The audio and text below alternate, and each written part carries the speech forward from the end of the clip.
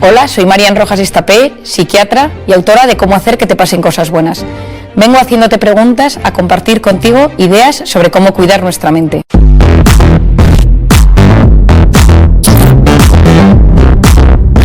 Es una alegría estar aquí con vosotros y haber podido reubicar esta sesión. Y bueno, me ha dado este fin de semana tiempo para volver a pensar de lo que os quería hablar. Entonces, se me han ocurrido varias ideas. La primera de todas es que yo voy a hablar con vosotros como si un día acudierais a mi consulta. Lo que yo trabajaría con cada uno de vosotros y cómo iría explicándoos cómo funciona el cerebro, las emociones, la oxitocina, quién es vuestra persona vitamina, si sois personas vitamina. Vamos a ir haciendo un recorrido.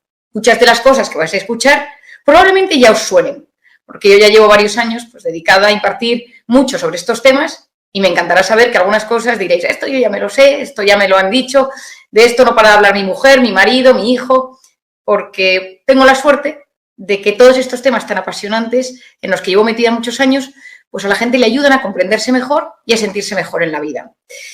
Por otro lado, me interesa muchísimo el tema de la salud mental. ¿Por qué?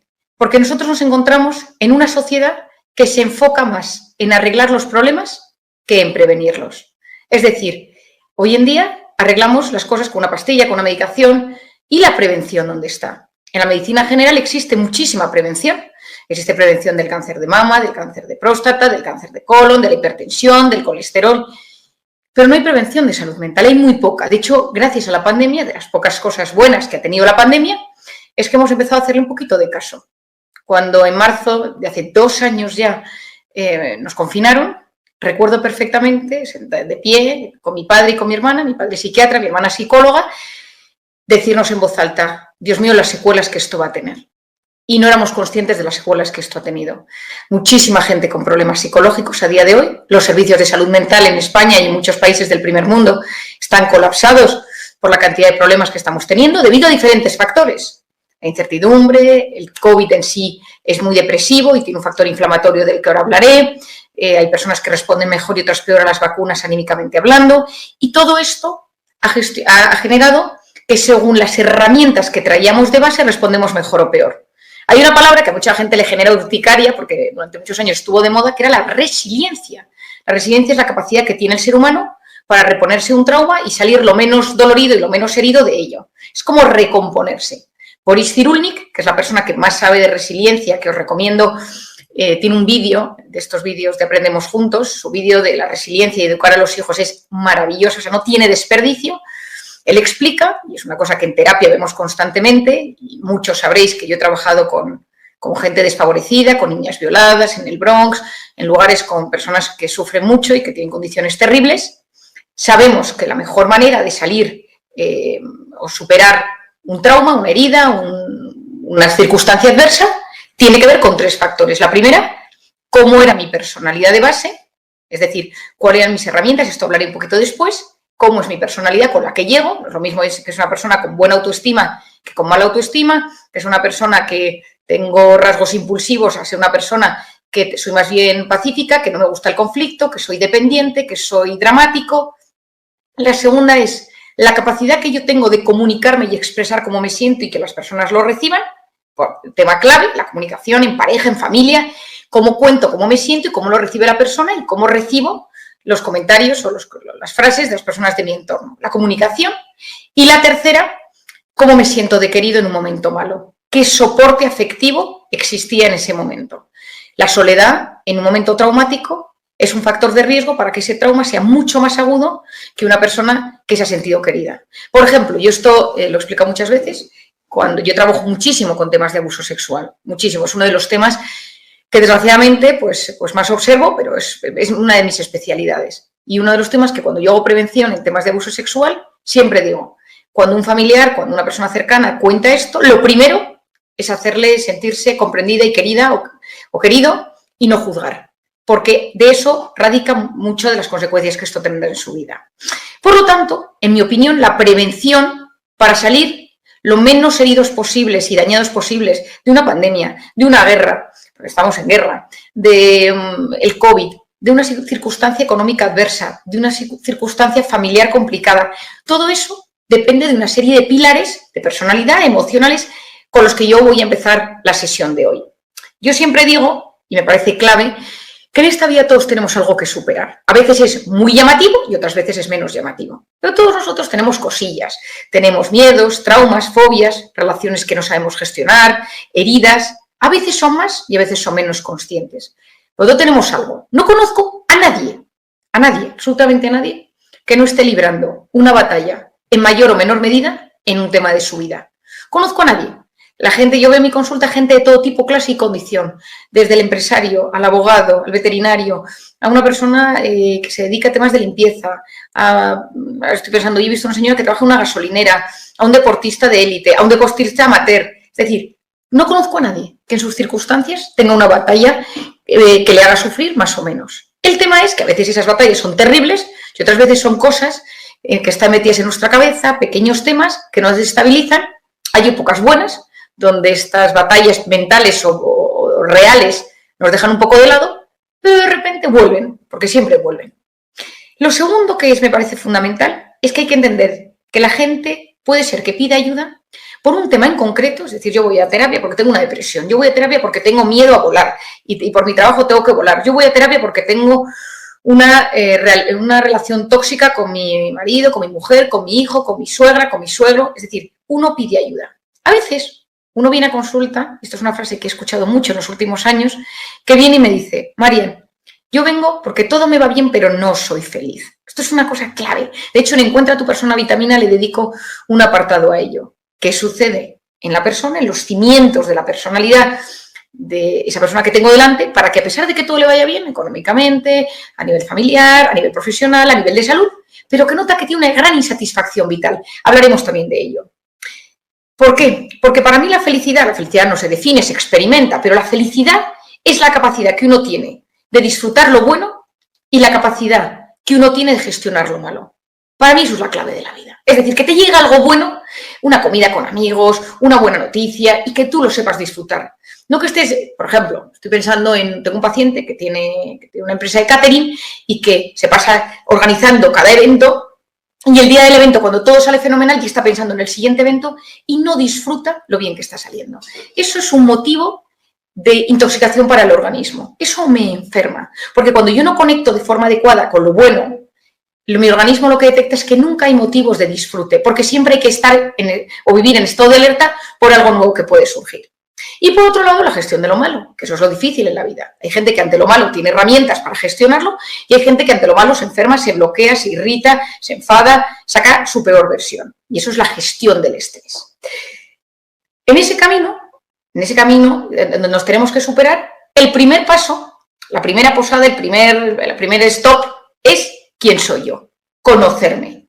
¿Quién soy yo? Entonces yo lo pregunto constantemente en consulta. ¿Y tú cómo es tu forma de ser?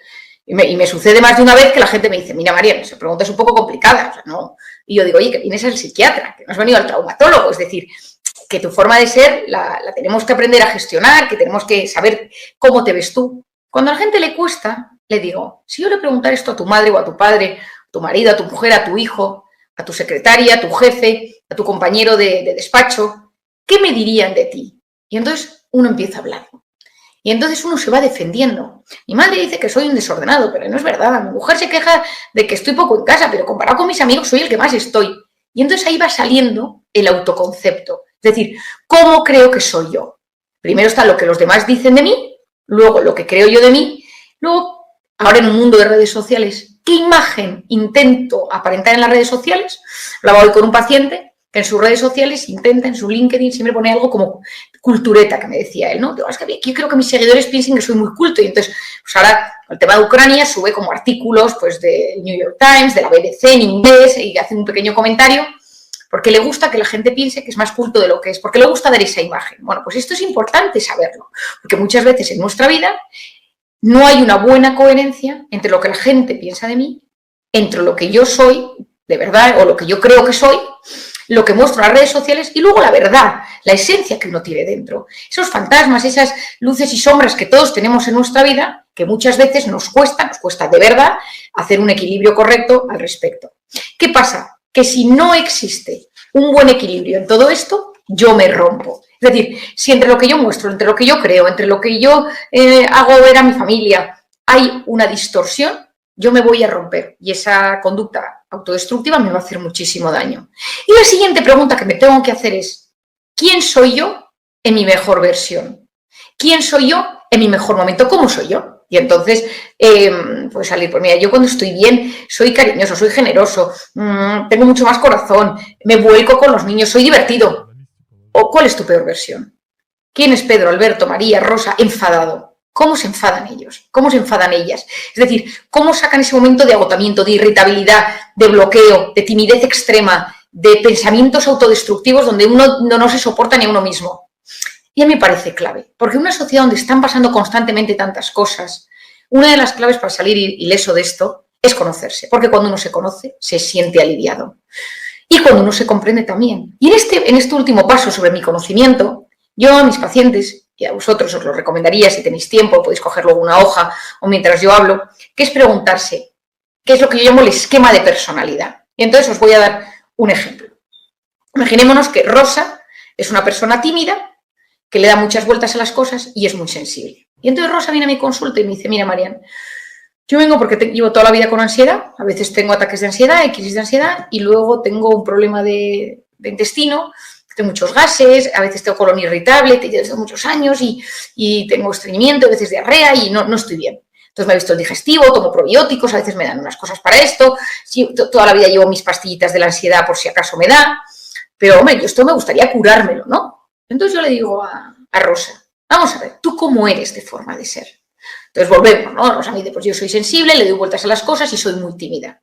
Entonces yo le digo a Rosa, cada ser humano, cada persona tiene una forma de ser, pero ante el estrés, ante los estados de alerta, ante el miedo, cambia.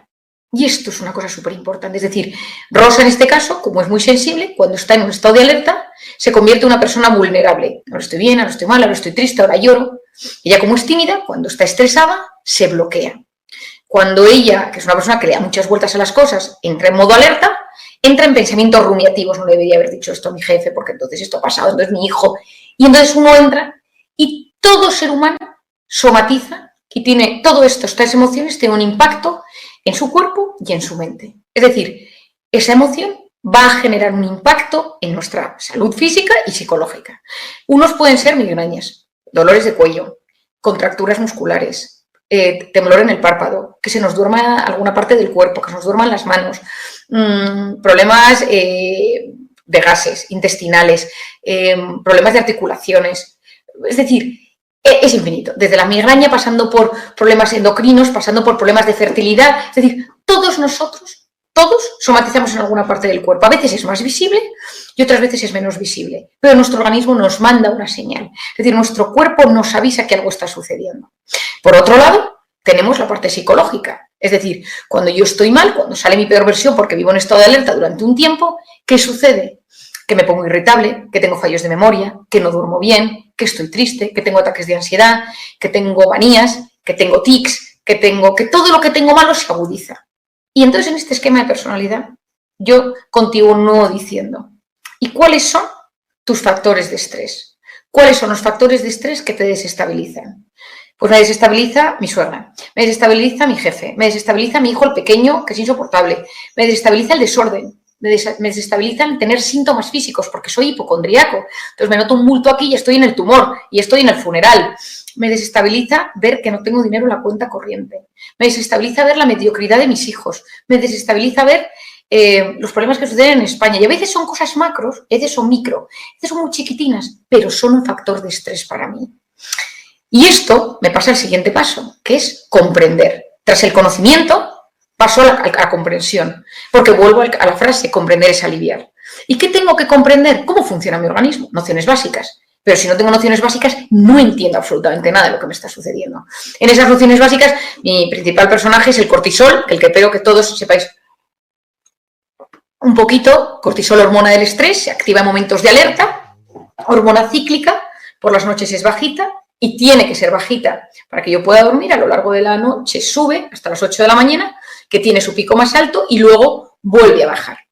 El cortisol es clave, tiene una importancia brutal en mi organismo, sobre todo cuando me intoxico de cortisol. Es decir, cuando yo vivo constantemente preocupado por algo real o imaginario. Me lo habréis oído decir seguro, y en la última vez que estuve en FEPACE antes de la pandemia lo repetí todas las veces posibles, mi mente y mi cuerpo no distinguen una amenaza real de una imaginaria. Es decir, ante algo físico, de algo real que me sucede o ante algo imaginario, mi organismo se altera y tiene mecanismos muy similares. Y ese cortisol, cuando yo me intoxico de él por algo real o imaginario, una de las cosas que va a suceder, va a pasar muchas cosas en mi organismo, muchas. Se deteriora el sistema inmune, me inflamo, empieza la inflamación, que llevo mucho tiempo estudiando la inflamación relacionada con todo este tema, se me empieza a caer el pelo, empiezan a salir las canas. ¿Por qué me empiezan a salir las canas? Pues porque el cortisol está íntimamente relacionado con la MSH, que es la hormona estimulante de los melanocitos, que es la que permite que mi pelo tenga color. Cuando yo vivo bajo estrés, se inhibe el MSH. ¿Por qué? Porque si yo estoy en guerra, mi cerebro detecta cuáles son las partes de mi cuerpo que hay que cuidar más, y al pelo no hay que cuidarlo si estoy en guerra. Por eso en las épocas de estrés salen canas, se cae el pelo, empiezan las alopecias. De hecho, uno de los temas, otro día hablando con un peluquero Moncho Moreno, amigo mío, me decía, Marian, hay un auge de problemas de canas, hay un auge de canas en gente joven desde que ha pasado la pandemia. Bueno, esto es un tema que cuando uno lo entiende, dice, no lo entiendo, porque me han salido canas y yo me considero un tío joven o una mujer joven. Es decir, en el momento agudo de estrés, mi cortisol es como un bombero que apaga todo el mal que hay con citoquinas inflamatorias, es decir, es bueno. Lo malo es cuando estoy constantemente generando ese cortisol. ¿Por qué? Porque entonces mi organismo se va a inflamar. Y cuando mi organismo se inflama va a haber cambios a todos los niveles.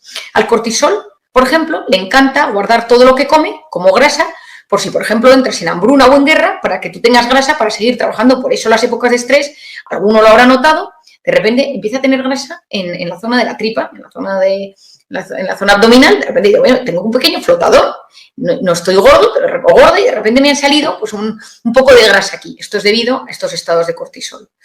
Ese cortisol es clave porque vivimos en una época donde estamos intoxicados de cortisol. La incertidumbre, el caos, la pandemia, el miedo, la guerra, me vacuno, no me vacuno, me pongo la de refuerzo, me confino, me hago PCRs, me hago antígenos, el dinero, mi trabajo. Es decir, estamos en un caos de incertidumbre a día de hoy y entonces mi organismo ante eso tiene una respuesta. Otra cosa que es fundamental es decir, bueno, ¿y cómo bajo yo el cortisol? Y yo he repetido muchas veces que mi gran preocupación durante la pandemia fue que era una intoxicación masiva de cortisol a nivel mundial, inhibiendo o frenando todos los mecanismos para bajarla. En mi primer libro, Cómo hacer que te pasen cosas buenas, explicaba cómo sube el cortisol, cómo baja, las emociones, etcétera. Dedicaba un capítulo a cómo bajar esos niveles de cortisol. Lo bajamos con el ejercicio, lo bajamos con la naturaleza, lo bajamos con diferentes aspectos que ahora os cuento, pero durante la pandemia todo eso se prohibió. Nos intoxicamos de cortisol y nos prohibieron los mecanismos para bajar esos niveles de cortisol. Por eso las consecuencias a día de hoy se están viendo, porque ese cortisol me inflamó. Entonces hay mucha gente ahora con problemas digestivos, con problemas de memoria, con problemas... Es decir, están pasando muchas cosas y esto es importante porque cuando uno lo entiende es mucho más fácil que pueda hacer frente a ello.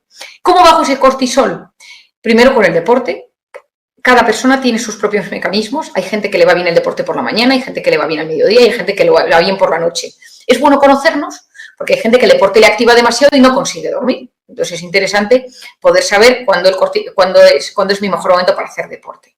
Por otro lado, la respiración es algo súper importante. Yo he investigado bastante el tema de la respiración porque me parece que es un mecanismo muy sencillo para poder bajar un momento de tensión. Para bajar el estado de alerta, utilizar la respiración controlada nos ayuda a relajar la musculatura y bajan las contracturas. Cuando uno está en estado de alerta empiezan esas taquicardias, esa taquipnea, esa incapacidad para respirar de forma adecuada, no nos sentimos bien y entonces cuando uno consigue controlar a su respiración, poquito a poco, no olvidemos que la hiperventilación son respiraciones cortas y rápidas, con bocanadas de aire y respiramos más oxígeno del que necesitamos y entonces ahí entra también el mareo, la sensación de ahogo, la visión borrosa, las palpitaciones, el hormigueo. Entonces muchas veces en esos momentos de tensión, 2 minutos de respiración profunda, manteniendo unos segundos y luego expulsándolo, intentando solamente pensar en la respiración, puede ser un gran mecanismo para salir del estado de alerta. Por otro lado, un tema que es súper importante y me parece clave es todo lo que es el campo y en esto de la respiración entra muchísimo, de la meditación o de la oración. Yo sé que en los últimos años pues hay muchísimas técnicas relacionadas con la meditación, algunas, en mi opinión y en mi experiencia, son mejores y otras no son tan recomendables porque a veces uno abre canales de energía en el organismo que a veces pues sacan cosas que emocionalmente nos perturban. Pero es cierto que todas las técnicas que ayuden a respirar, a conectar, y cuando uno tiene creencias religiosas y eso también ayuda. Yo cuento muchas veces que en Londres trabajé con un médico que estudiaba los efectos de la meditación, tanto la meditación de los creyentes con un Dios como de la meditación tipo mindfulness, sobre los efectos inflamatorios. Y observó que cuando esa meditación era desde el abandono y desde la aceptación, había consecuencias muy positivas en el organismo. Bueno, pues muchas veces nuestro problema, y esto lo expliqué en el primer libro, es que necesitamos controlarlo todo. La pandemia ha venido a decirnos que no podemos controlar nada, pero nosotros seguimos queriendo controlar todo. Y eso es muy importante porque la gente que es controladora son fabricantes de cortisol con patas. La gente perfeccionista es fabricante de cortisol. La gente cronopática, es decir, la gente con una eficiencia del tiempo exagerada, genera constantemente cortisol. Otra cosa que nos ayuda a bajar los niveles de alerta y que a mí me apasiona y lo hago muchísimo en terapia es escribir. Dedicaría una sesión entera a esto porque la escritura y la lectura son uno de mis campos de investigación. Pero cuando uno escribe, hoja y un lápiz o un papel, y un lápiz o un boli, y uno escribe cómo se siente y lo que me pasó y lo narra en papel, las zonas del cerebro encargadas de la narrativa mitigan la sensación de dolor. Por eso a lo largo de la historia, pues, muchas personas han escrito diarios, libros, escribiendo sus cartas, sus sensaciones y se curaban. Es decir, mucha gente se aliviaba solo por el simple hecho de escribir. Entonces yo lo recomiendo, no en notas del móvil, sino un cuaderno y ir escribiendo cómo uno se siente. Otras nociones importantes en este aspecto es saber que hay un concepto que yo llevo mucho tiempo hablando de él y en el segundo libro lo explico con detalle porque es un tema muy complejo, pero a mí me apasiona, que son los cimientos emocionales. A mí me sorprendió que cuando estaba en la unidad de alcoholismo, de repente pues, veía, por ejemplo, una paciente cuyo marido era alcohólico y venía ella pues, a terapia familiar. Me decía, qué mala suerte, me decía Marian, pues mi padre era alcohólico y me casé con un alcohólico. Y yo decía, pero ¿será posible? O de repente mi padre pues maltrataba a mi madre y yo me he casado con un maltratador. O mi madre era una persona muy manipuladora y no me gustaba nada y me he casado con una manipuladora, ¿no? Entonces, yo de repente empecé a ver que había patrones que se repetían, que había cosas que sucedían. Y entonces diseñé, en mi libro sale como una casita donde lo explico, que se denominan los cimientos emocionales. Es decir, todos nosotros cuando nacemos casi como con un libro en blanco, ¿no? Simplificándolo todo. Y ahí nosotros vamos viviendo en casa, en nuestro hogar, con nuestra familia, una serie de relaciones, una serie de patrones, de comportamientos, de formas de expresar afecto, de educación, que nosotros consideramos como las buenas, porque lo vivido en casa se ve como normal. Si en tu casa no se come nunca carne, pues tú pensarás que lo normal es no comer carne. Si en tu casa no se toma chocolate, pues pensarás que no se toma chocolate. Si en tu casa no se toman lácteos o gluten, como decía otro día un chico que vi en consulta, dice, entró un paciente a traerme unas galletas y él estaba entrando y me dice, pero ¿tomas gluten? Como una psiquiatra como tú tomas gluten. Y digo, bueno, es que no soy celíaca y de vez en cuando tomo, pues como normal. Me dices que en mi casa nunca se ha tomado gluten porque mi madre dice que nos sienta mal y nos hace ser irritables. Y entonces le parecía impresionante que yo tomara gluten. Pues yo tomé todo el día gluten, pero es lo normal. Entonces, esos cimientos emocionales significa que lo vivido en casa se ve como la zona conocida del cerebro. Y si cada uno de vosotros piensa, no penséis tanto en la familia que habéis creado ahora, sino de la que venís, os daréis cuenta que hay patrones que ahí se veían como normales en educación, hay familias donde se dicen te quiero todos los días, hay familias donde nadie se dice te quiero, familias que se abrazan constantemente, hay familias que no se abrazan nada, hay familias donde hay gritos y todo se dice a base de gritos, hay familias donde no hay comunicación, es decir, hay familias de todo tipo, clase y condición, pero eso tiene un calado enorme durante nuestra infancia. ¿Qué pasa? Que pueden surgir tres posibilidades. La primera es que yo replique inconscientemente lo mismo porque veo algo similar y lo vivido en casa se ve como conocido y entonces detecto algo similar y ante lo similar siento una atracción y me apego a ello. Pues, hablo, por ejemplo, del tema del alcohólico. Si una persona el tema del alcoholismo no le gusta o lo tiene unas ideas como muy centradas sobre el alcoholismo, una persona que bebe mucho y probablemente ya genere un cierto rechazo. Una persona que quizá el alcoholismo lo ha vivido como una cosa normal en casa, quizá no sienta eso en ese momento.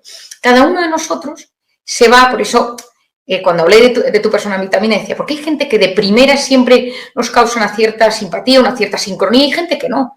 ¿Por qué? Porque tiene algo que ver con los patrones que hemos vivido, que nosotros hemos vivido y que hemos diseñado en nuestra mente como correctos, conocidos o sanos. Pueden pasar 3 cosas. Que yo lo replique sin ser consciente, que me vaya en sentido contrario, porque como huyo de eso, me voy al sentido contrario. Entonces, por ejemplo, una familia donde los padres se gritaban y se trataban fatal y el padre era infiel y estoy pensando en una paciente que vi ayer, y el padre era infiel y tenía una doble vida, pues que la hija diga, yo esto no lo quiero volver a vivir y tenga una relación de dependencia y de celos patológica con el que sea su pareja, su novio o su marido. Y la tercera es que uno tenga conciencia de ello y diga, como yo vengo de esta historia, a mí me pasa esto.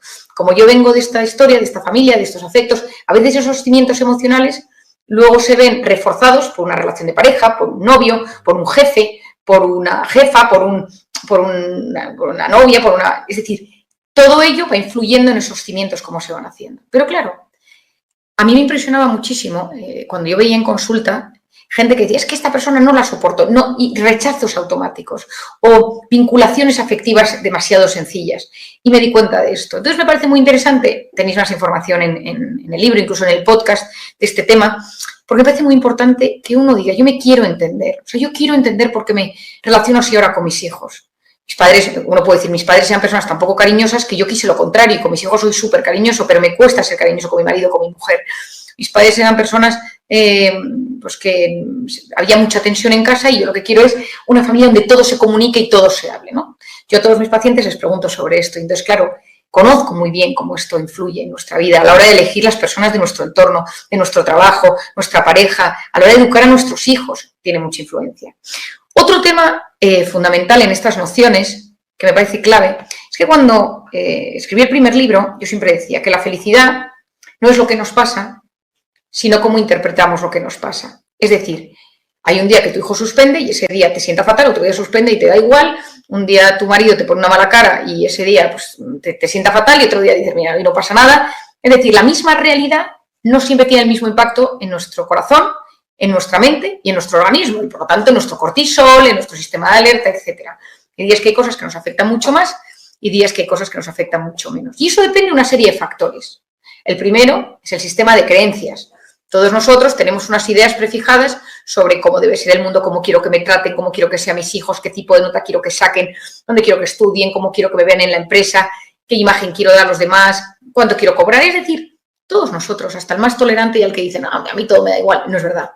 Todos tenemos ese sistema de creencias muy anclado en nuestra vida y a veces nos hace ser más o menos tolerantes. Lo segundo es el estado de ánimo. Si yo estoy triste, probablemente todo mi sistema, toda mi interpretación de las cosas va a ser mucho más apagada. Si estoy contento, animado, duermo bien, la vida me sonríe, etcétera, pues estoy mejor. Y una de las cosas más importantes, uno de los factores más importantes en nuestro estado de ánimo tiene que ver con lo que denominamos la actitud. En mi opinión, la actitud es la voz interior. Todos nosotros tenemos una voz interior que va comentando nuestra vida. Has engordado, tu jefe no te hace caso, nadie te quiere, no vas a conseguir llegar a nada, no te van a ascender, tus hijos son los más tontos de clase. Es decir, una voz, he leído muchísimo sobre el tema de la voz interior en los últimos tiempos, muchísimo.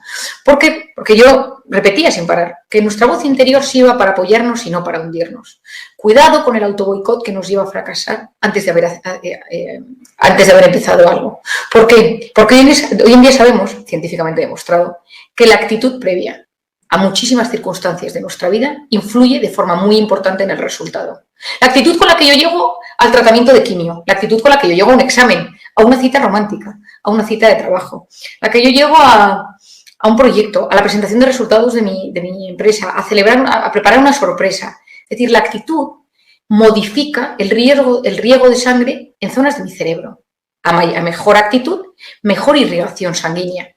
Y, por lo tanto, si me llega algo bueno, tengo mucha más capacidad de crear, de ver, de percibir, de planificar, de solucionar. En cambio, cuando yo soy una persona que no veo bien, o sea, que no lo veo, porque no estoy en lo mío, porque no me doy cuenta, porque tal, los resultados son mucho peores. Y esa actitud tiene muchísimo que ver con la voz interior.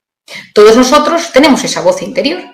Entonces, después de leer mucho al respecto, me he dado cuenta de varias cosas. La primera es que para poder trabajar esa voz interior, porque, y esto es hago un paréntesis, pero me sorprendió muchísimo durante la pandemia que di muchas sesiones online, bancos, empresas, colegios, universidades, y hablaba mucho de esto, y las preguntas en el chat tenían que ver con la voz interior. Y dije, claramente es un tema, es decir, todos tenemos como un pensamiento constante, en las mujeres es constante, los hombres tienen esa suerte de entrar en su cuarto blanco de vez en cuando y no pensar en nada, pero nosotras todo lo analizamos, es decir, todo tiene un motivo. Una va por la calle y de repente se cruza con la vecina y analiza a la vecina, cómo va vestida, la cara que tiene, va hablando por teléfono, cómo grita, la verdad es que tal, y asocia que la recuerda a una amiga del colegio, que daño me hizo esta amiga, la verdad es que mal lo pasé, que habrá sido de ella, de que se casó, es decir, y de repente nos hemos ido y hemos hecho una asociación. ¿Por qué? Porque el cerebro de la mujer, el componente de la memoria, está profundamente relacionado con la emoción y por tanto las emociones generan recuerdos.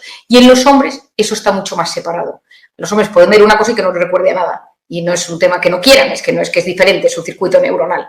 Bueno, pues, perdonad el paréntesis, esta voz interior tiene un impacto directo en mi día a día.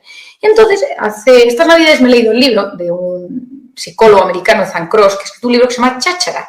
Es un libro sobre la voz interior, ¿no? Y entonces, es muy interesante porque él se dedica, neurocientíficamente hablando, solo a estudiar este tema. Y entonces, bueno, da toda su teoría y tal. Yo lo añado, yo os voy a contar mi teoría añadida a la suya porque me parece que es muy complementaria. En mi opinión, cuando uno es pequeño, uno nace y uno tiene como un circuito en blanco en su cerebro de muchos aspectos, es decir, uno va aportando afecto, aportando cariño, aportando muchísimos temas. Y entonces, yo muchas veces digo que es como si nos metiera un chip aquí en el hipotálamo y nos dijeran, chip en blanco, y se empezaran a grabar cosas. Y se graba cómo se tratan mis padres entre ellos, cómo hablan de mí, este es un pesado, este no hay que un aguante, mira qué intensa es, cómo me hablan a mí. La verdad es que eres más tonta que tu hermana. La verdad es que eres una desordenada. Cómo me hablan con las personas más cercanas, un tío, un abuelo, un profesor. Es decir, esas conversaciones que mantenemos delante de los pequeñajos sobre ellos, que mantenemos entre nosotros, el nivel de tensión, hay un día que se deja de grabar y uno le da el botón play. Lógicamente todo esto es una metáfora, pero llevo muchos años investigando y haciendo terapia y me he dado cuenta que mucho viene de ahí. Y de repente uno se ve con 40 años que no se atreve a cambiarse de trabajo porque hay una voz dentro que le dice, pues en verdad eres un fracasado, si no vas a llegar a nada en la vida. Cuando yo en terapia desactivo esa voz con una técnica que utilizamos, de repente me doy cuenta que cuando en la técnica que usamos vamos hacia el pasado, hasta la primera persona que te dijo eres un negado, de repente aparece el padre, la madre, el profesor, el tío, el abuelo, que es el que creó esa línea de pensamiento. Y esto como padres os lo recomiendo. Muchísimo cuidado cómo os dirigís a vuestros hijos. Muchísimo cuidado el tono de voz que empleáis con ellos. Cómo habláis de ellos a vuestros amigos, a vuestros padres, cuando están delante y cuando no están delante. Es decir, hace poco me pasó que me encontré con una conocida por la calle y iba con sus hijos y entonces la saludé y le digo, ay, pues qué edad tenéis, no sé qué, estaba hablando con ellos, chiquitines, y entonces me dice, este es el que te digo que es listísimo y este es el otro que es más torpe. No sé, y digo, pero me quedé mirándole y le digo, digo, que no me hables así. Dice, no, cuanto antes sepa que es limitado, mejor, porque así luego no se frustrará en la vida, ¿no? Entonces me la cogí aparte, un metro más allá y le dije, oye, ¿no puedes hablar así de tu hijo? Y entonces me acerco a él y le digo, que no le hagas caso a tu madre. Y dice, no, si yo sé que soy más tonto, si ya lo sé yo. Entonces, al día siguiente hablé con la madre y le dije, tienes que tener muchísimo cuidado cómo te diriges a tu hijo y cómo hablas de él en frente de terceros, porque a todos nosotros nos ha pasado que a veces nos hemos definido, y vuelvo al principio de la charla, ¿cómo te dice tu madre, tu padre, tu pareja, tu marido, tu mujer, tu hijo que eres? Y entra esa frase de, bueno, dicen que soy un desordenado, dicen que soy un egoísta, y eso cala. Y la identidad que tenemos de nosotros mismos y cómo nos identificamos tiene que ver muchas veces con cómo las personas que nos quieren, las personas de nuestro entorno nos definen. Entonces, cuando tengas que etiquetar a alguien, ten mucho cuidado cómo lo haces. Cuando tengas que regañar a un hijo, no le digas que es desordenado, dile que tiene el cuarto desordenado.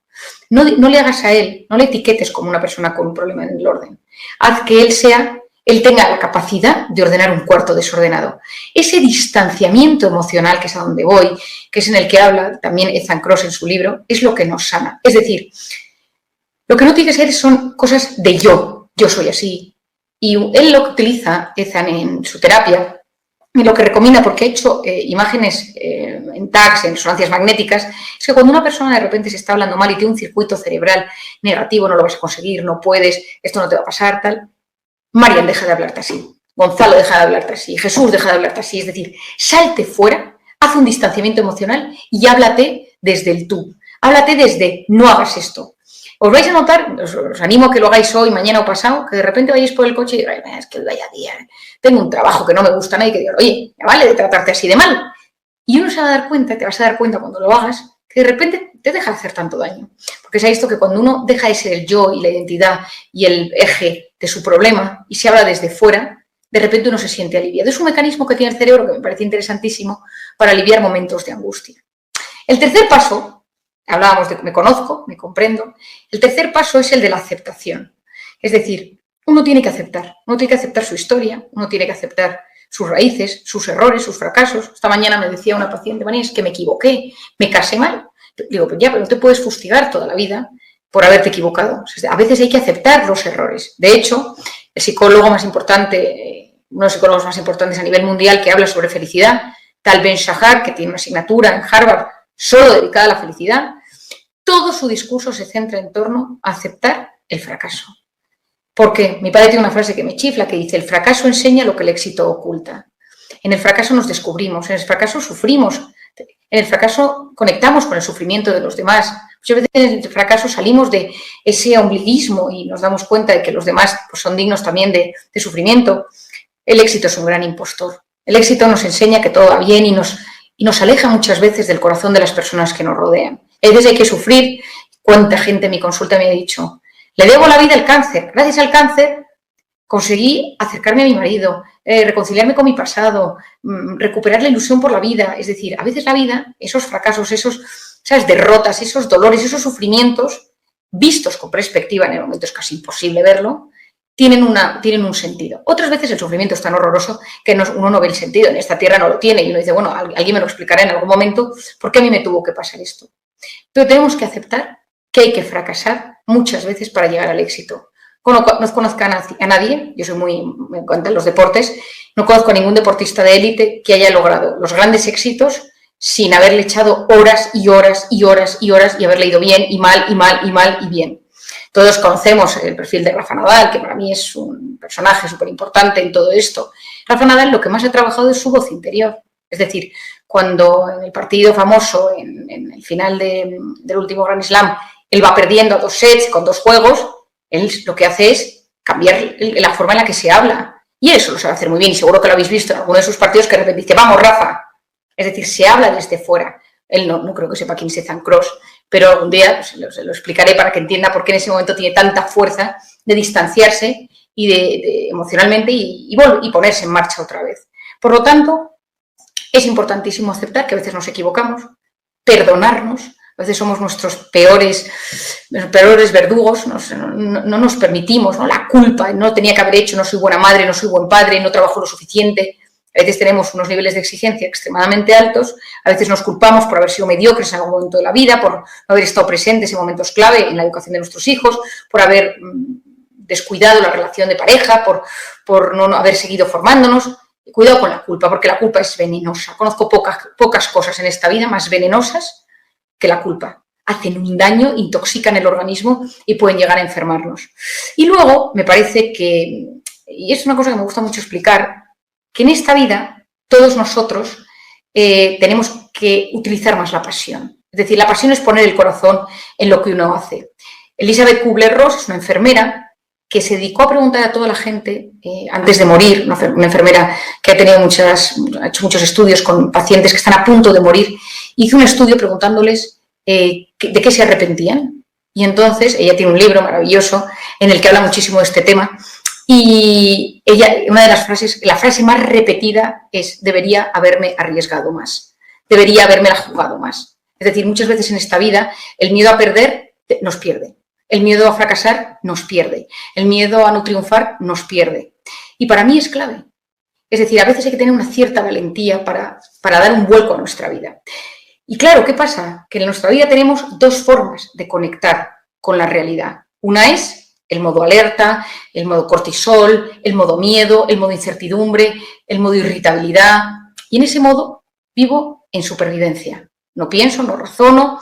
Es decir, esto es muy interesante saberlo. Cuando uno se encuentra en modo alerta, uno pierde empatía. No puedo terminar sin hablar de mi famosa y mi querida oxitocina, que es esta hormona, que probablemente alguno ya haya oído hablar de ella porque me he dedicado a hablar de ella durante 6 meses, que es la hormona del parto y de la lactancia. Y en una anécdota, pues hace 3 años me parece que fue, estando yo en plena lactancia de mi hijo el tercero, me atracaron en un parking del centro de Madrid. Bueno, me atracaron, pues fue una situación un poco tensa, yo tuve un ataque de pánico. Yo me escapé me salí corriendo del parking, pero me dio un ataque de pánico en el coche. Yo no podía respirar, veía borroso, se me dormían las manos, tenía una sensación de infarto y yo sabía plenamente lo que me estaba sucediendo, sabía que estaba en pleno ataque de pánico, pero no conseguía respirar, no conseguía frenarlo. Y llegué a mi casa, la persona que cuidaba de mi bebé, que me conoce muy bien, me entregó al niño en brazos y yo no podía articular palabras, había perdido como la voz. Y al cabo de unos instantes entró mi marido en la habitación y yo ya estaba dando de comer al niño, estaba con el pecho y de repente mi marido me dijo, ¿qué te ha pasado? Y yo empecé a hablar de forma súper pausada. Y mi marido me dijo, ¿pero no venías muy angustiada? Y entonces dije, algo ha pasado. Yo llevo años investigando todo lo que baja el cortisol, es decir, no hay cosa que me guste más que saber que hay cosas que pueden bajar los niveles de cortisol y regularlos. Y entonces me quedé mirando al pequeño y dije, va a ser la lactancia. Y busqué y efectivamente la oxitocina de la lactancia inhibe los niveles de cortisol. Como es imposible ponerse a lactar todos aquí de golpe para tener oxitocina, he buscado durante años, estos últimos años, maneras de poder estimular la oxitocina para bajar los niveles de cortisol, que ha generado la pandemia, que ha generado el miedo, la incertidumbre y todas las situaciones que vivimos que nos generan muchísima tensión. Y en esta oxitocina la he buscado dónde generarla. Es la hormona de los abrazos. Funciona sobre todo a partir de 8 segundos bien apretados. Entonces, entiendo que hay gente que todavía le da miedo, pero si se puede, abrazos de 8 segundos con las precauciones debidas. Estoy con alguien, le miro y no le juzgo. Le miro a los ojos e intento sacar su mejor versión, intento hacerle pasar un buen rato. Evito juzgarle y criticarle. No tengo el teléfono a mano y entonces la persona ve que le estoy dedicando todo el tiempo posible y le hago sentir especial. Eso es la famosa persona vitamina de la que yo llevo tanto tiempo hablando, ¿no? Que es decir, que nosotros tenemos que rodearnos y ser personas vitamina para nuestro entorno. Somos personas que cuando el otro está en guerra, nosotros le transmitimos paz. Son las personas que cuando nosotros estamos en guerra con nosotros mismos, nos transmiten paz. ¿Por qué? Porque nos inyectan de oxitocina. Y la oxitocina tiene esa capacidad. ¿Qué pasa? Que durante la pandemia nos prohibieron la oxitocina, nos pusieron mascarillas, por lo tanto no había sonrisas, nos prohibieron acercarnos a las personas, nos prohibieron ver a nuestros seres queridos, nos prohibieron ilusionarnos con las cosas, reunirnos en grupo, abrazarnos, por supuesto. Es decir, nos eliminaron la oxitocina de nuestras vidas. Tuve la suerte que tuve un bebé en plena pandemia y entonces yo siempre decía, a mí me está salvando la oxitocina de la lactancia, ¿no? Pero entiendo que no era tan sencillo para todo el mundo. Bueno, pues en esta vida tenemos esa manera de vivir, ¿no? En estado de alerta, donde solo vivimos en modo supervivencia, nuestra corteza prefrontal deja de funcionar, que es la que nos ayuda a pensar, a razonar, a prestar atención, porque yo vivo en supervivencia. Y luego hay momentos en la vida en los que uno de repente entra en lo que llamamos sistema nervioso parasimpático y uno se para a pensar, uno reflexiona y uno dice, bueno, ¿pero qué estoy haciendo con mi vida? ¿Dónde está mi ikigai? ¿Dónde está mi sentido de vida? ¿Dónde quiero llegar, no? Sabemos hoy en día, científicamente demostrado, que las personas que tienen un sentido de vida tienen mejor salud, que tienen menos riesgo cardiovascular. El sentido de vida es quién soy yo, hacia dónde me dirijo, cuál es mi proyecto de vida. Y de vez en cuando hay que hacer un stop y decir, un momentito, reconduzcamos la situación, ¿no? Yo hablo mucho del GPS del coche, del TomTom antiguo, que de repente pues, te desvías y pone recalculando ruta. Pues a veces en la vida hay que hacer ese recalcular nuestra ruta, hacia dónde me dirigía y seguro que estoy de acuerdo y por qué me he desviado y hacia dónde quiero ir, ¿no? A nivel familiar, personal, espiritual, económico, social, profesional, académico, es decir, y decir, oye, y no se puede ser un 10 en todo, ¿eh? O sea, es decir, en esta vida no se puede llegar a un 10 en todo, no puedo ser un 10 como madre, como padre, como profesional, como ama de casa, como educadora, como educador. Es decir, hay momentos en la vida en los que uno se vuelca más en la familia, a veces más en la pareja, a veces más en el trabajo. El tema es que nunca haya ninguno que esté completamente deficitario. Y en esos momentos decir, ¿qué es lo mejor que puedo sacar? Y ahí diseñé un pequeño algoritmo matemático, de matemáticas y la psicología tampoco es que vayan tan unidas, que es lo que yo llamo la mejor versión que uno puede lograr en esta vida. Porque Rafa Nadal hay uno, es decir, gente excepcional hay uno en cada especialidad y son gente que tiene un talento espectacular, que tiene una actitud brutal y tiene un factor de suerte. Pero claro, esa suerte es porque solo han trabajado. No conozco a nadie que le vaya de escándalo simplemente por un golpe de suerte, sino todo lo contrario.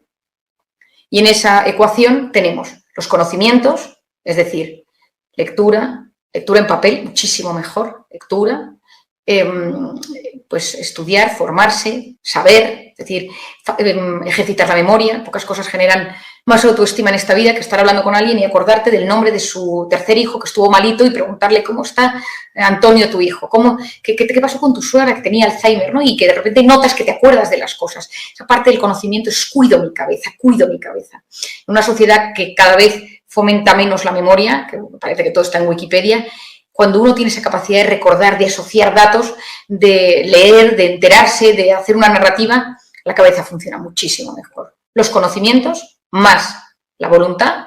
La voluntad es la capacidad de posponer la recompensa, es mi corteza prefrontal, es esa zona donde yo decido, mi orden, mi constancia. Quiero esto y no lo hago, quiero pedir sushi y no lo pido, quiero ver Instagram y no me meto, quiero contestar los WhatsApps y espero, estoy aburrido y no me meto en el teléfono y simplemente estoy en la parada del autobús y observo a la gente y no me meto en el teléfono y hago un ejercicio de voluntad porque potencio la corteza prefrontal y la gente más inteligente es la que tiene una corteza prefrontal que funciona. Porque pospongo mis recompensas y no vivo a base de gratificaciones instantáneas. Luego sumo al proyecto de vida. Es decir, ¿qué quiero hacer? ¿Dónde está mi Ikigai? Mi meta a largo plazo y mis pequeños objetivos. Quiero ser médico, quiero llegar a ser socio en mi despacho, quiero ser mejor madre, quiero volver a reincorporarme al ámbito profesional y voy a hacer una carrera online. Es decir, ese proyecto de vida con pequeñas metas. Todo eso se suma. Pero lo que realmente multiplica todo esto es la pasión. Es decir, poner ese corazón en lo que uno hace. Os voy a contar una anécdota que me pasó hace unos años. Volvía yo de Zaragoza, mi familia política es de Zaragoza. Volvíamos de pasar, me parece que eran las Navidades, y habíamos estado varios días. Entonces salía yo de Zaragoza y entonces de repente uno de mis hijos, eran muy pequeñitos, dijo, mamá, quiero ir al baño. Entonces, pues en la primera gasolinera, la contención de esfínteres en ese momento no era demasiado potente y entonces paramos en la primera gasolinera, que era una gasolinera pues cutre. Entonces le dije a mi marido, vamos a la siguiente, la vi destartalada, vieja y como al aire libre, hacía un frío aterrador. Pero mi marido me dijo, ya hemos llegado, aquí nos quedamos. Y entonces abrimos la puerta y la persona que atendía, una chica joven, me dijo, han llegado ustedes en el mejor momento. Acabamos de limpiar los baños. Y entonces dije, qué chica tan encantadora, ¿no? Mi marido se llevó a mi hijo al baño, puse gasolina, me fui a pagar y me dice esta chica, dice, oye, perdone que le diga, pero he oído a uno de sus hijos que está tosiendo. Digo, sí, es que están malos, han cogido frío en Zaragoza y tal. Y dice, bueno, es que aquí hacemos una miel súper especial, es una miel deliciosa que es de un pueblo de aquí, que tiene mucha calidad, y me empieza a explicar las cualidades de la miel. Digo, bueno, pues me llevo la miel. Dice, mire, le voy a contar que mi abuela hacía una receta con unas gotas de zumo natural, que ayuda, que si le mete no sé qué y no sé cuántos y tal. Digo, pues qué bien, muchas gracias. Y me dice, hombre, usted no tendrá naranjas en su casa. Dice, supongo, porque si lleva unos días fuera por Navidad, entonces tiene usted la razón. Dice, mire, 2 veces a la semana nos traen naranjas de Levante, buenísimas, tenemos hoy el kilo a no sé cuántos euros, porque no se lleva usted 5 kilos, pues me llevo las mandarinas. Y entonces entra mi marido para ya decirme que nos íbamos y dice mi marido, uy, estas magdalenas, qué buena pinta tienen. Y dice, bueno, es el horno de unos primos míos del pueblo de al lado que hace unas magdalenas en el día, pero estas están más ricas y tal, y nos llevamos unas bolsas de magdalenas, ¿no? Y entonces le dije a esta señora, usted debería trabajar de directora comercial de una multinacional, ¿no? Y dice, no, me gusta mucho mi trabajo.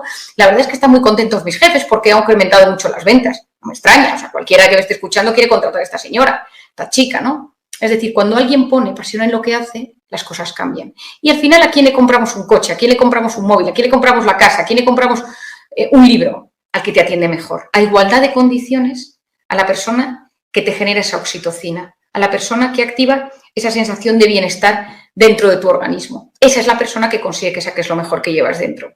Por lo tanto, en una vida donde vivimos muchas veces atosigados y que nos comprometemos con cosas que nos superan, yo recomiendo, impulso a que vivamos con cierta serenidad. Quien logra serenarse en lo pequeño adquiere fortaleza para la adversidad.